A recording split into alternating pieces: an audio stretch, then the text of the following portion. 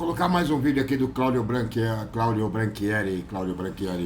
Ele é muito bom e eu acho que vocês vão gostar. Eu gosto muito do vídeo deles. Ele tá falando um montão de verdade aí. Vamos lá?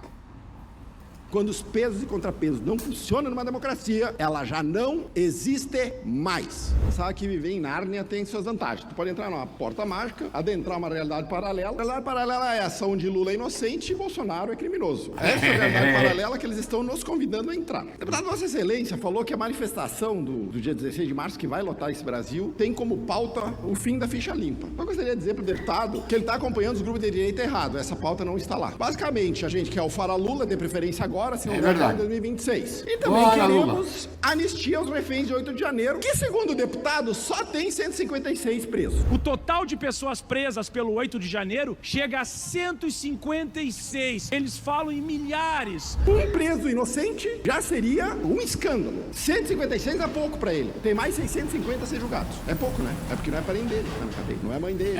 Não é parente dele. Pra surpresa de 0 pessoas, a PGR denunciou Bolsonaro. Alguém tinha alguma dúvida aqui que a PGR não iria denunciar o Bolsonaro? E tu percebe que eu tenho péssimo hábito de ler as coisas. E tu vê de cara quem leu a peça de ficção. Se aquela peça de ficção virar livro, o nome do livro seria indiciado por nenhum crime. Aquilo é um arrazoado do nada. Constrangedor. Pra surpresa de 0 pessoas, o timing também é perfeito. Porque popularidade é 24%. Lula falando que come ovo de pata e que toma álcool ao invés de gasolina. A inflação colocou.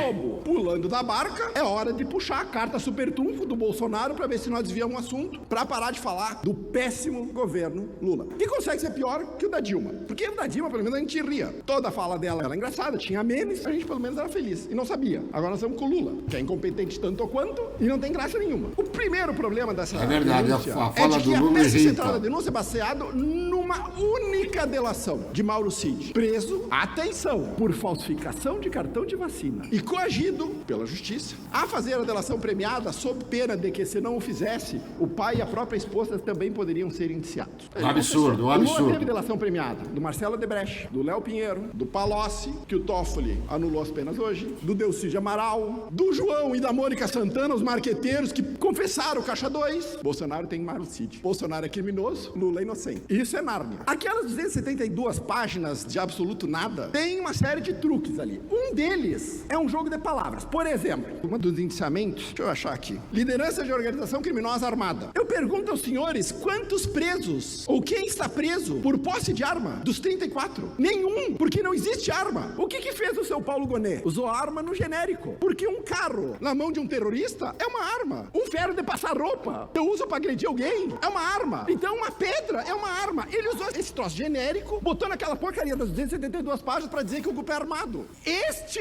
é o truque amador que eles acham que nós não vamos enxergar. Paulo Gonet começa a peça de ficção. Integraram de maneira livre, consciente e voluntária, o que obviamente me parece meio óbvio, uma organização criminosa constituída desde ao menos o dia 29 de junho de 2021, que aqui já vem um troço impressionante, que é a capacidade do Bolsonaro de profetizar que ele iria perder a eleição, portanto ele começou a fazer um plano 1 ano e 2 meses antes. Paulo Gonet resolve esse problema óbvio, dizendo que as pesquisas já indicavam que Bolsonaro iria perder. Portanto, Bolsonaro, acreditando nas pesquisas que ninguém da direita acredita, resolveu dar um golpe 1 ano e meio antes. A senhora acredita nisso? Calma, piora. Operando até 8 de janeiro de 2023. Por que 8 de janeiro? Porque planejar qualquer coisa não é crime. Eu preciso ter um fato. Eu preciso ter um evento. E o evento, eu tenho que ligar Bolsonaro a 8 de janeiro. Você sabe o que o Gonet escreveu sobre a organização criminosa e o 8 de janeiro? Que a organização e Bolsonaro deram apoio moral ao 8 de janeiro. Vou repetir. Apoio moral. Eu tô em outro país. Que tipo de crime é esse? E outra, baseado em ilação e pressuposição, não na realidade factual. Não existe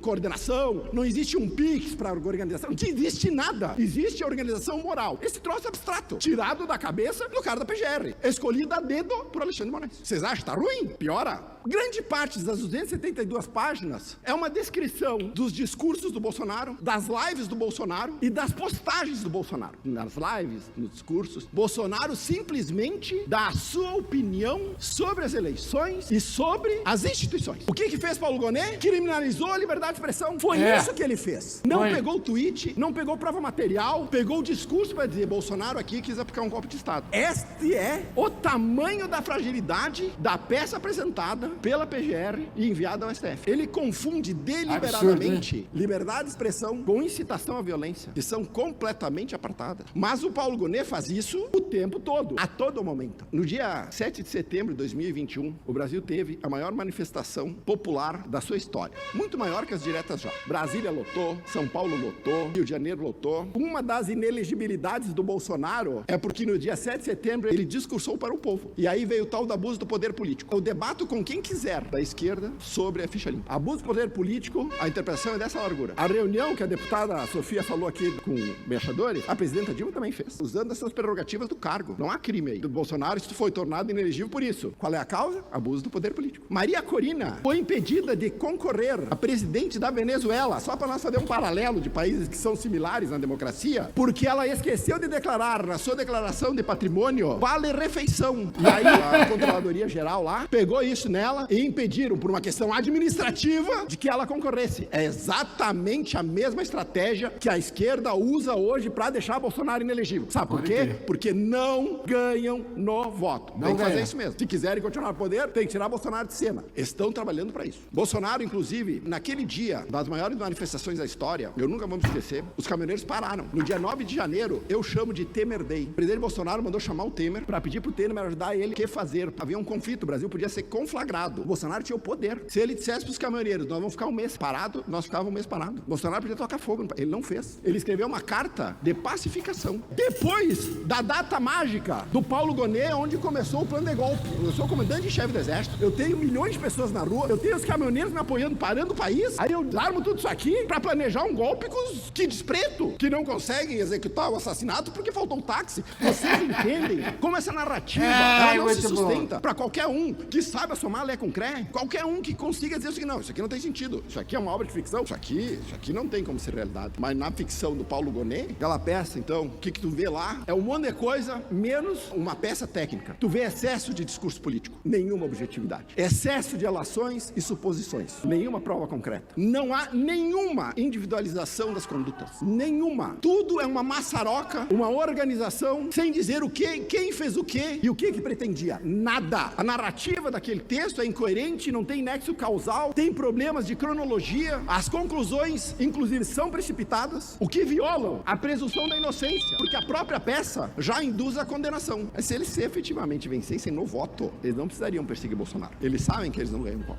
Portanto, Bolsonaro tem que ser caçado, ele tem que ser preso, ele tem que ser tirado de circulação. Ele e qualquer um da direita que ameace esse projeto de poder. Essa é a peça. E é tão verdade que tem problema aqui, o ministro Alexandre de Moraes rapidamente distribuiu a sessão de julgamento do Bolsonaro para a primeira turma, que é composta por ele, por Dino, por Zanin, por Fux e por Carmen Lúcia. A tiazinha do Perdeu Mané do Gloss foi julgada no plenário com os 11. Bolsonaro na turma 1. Vocês sabem por quê? Vocês querem que eu diga? Esse é o Brasil da democracia relativa. Esse é o Brasil da perseguição política. Esse é o Brasil onde o livre direito de defesa se sequer é respeitado. Esse é o Brasil onde o juiz é vítima, promotor, investigador, acusador e juiz. Esse é o Brasil onde nenhum daqueles que vão julgar o presidente Bolsonaro esconde o desejo de ver ele na cadeia. Em qualquer nação civilizada, o que é o contrário do que o ministro Barroso, presidente do STF, prometeu de recivilizar o país, em qualquer nação civilizada, este indiciamento do Paulo Gonet estaria no lugar apropriado, na lata de lixo. Uma peça política tentando calar o líder da direita exatamente da mesma maneira que foi feito mundo afora, mas principalmente na vitrine da democracia relativa, que é a Venezuela. É isso que nós temos, uma peça de ficção, mais uma etapa clara e manifesta de perseguição da direita política, cujo resultado também já é previsível,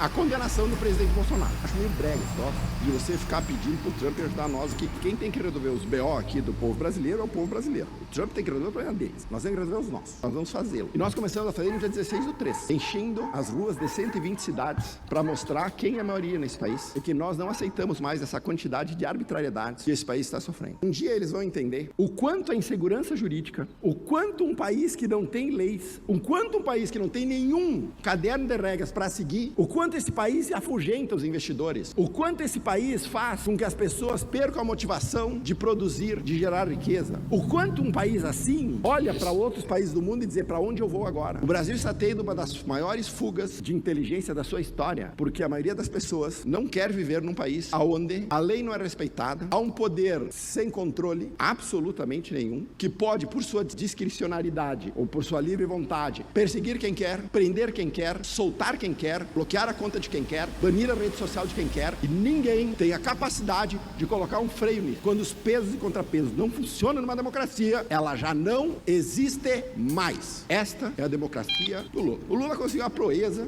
de dizer que agora os Estados Unidos, então, que desde a Segunda Guerra, os Estados Unidos eram um farol da democracia e que agora, que como está na mão do Trump, não são mais. O presidente Lula, não sei qual é que é a visão temporal dele. A democracia representativa, essa que eu falo no microfone, que os deputados são eleitos, a primeira delas foi criada em 1776, com a Constituição Americana. Os Estados Unidos, eles não são farol da democracia desde depois da Segunda Guerra, eles são desde que a democracia, como nós conhecemos, existe. E o presidente Lula quer dizer para nós que ele defende a democracia, que não faz ideia do que quer, e que o Trump é uma ameaça para a democracia no mundo. Vocês acreditam? Democracia na boca do presidente Lula é palavra vazia, não tem sentido nenhum. Ele só usa para bravata.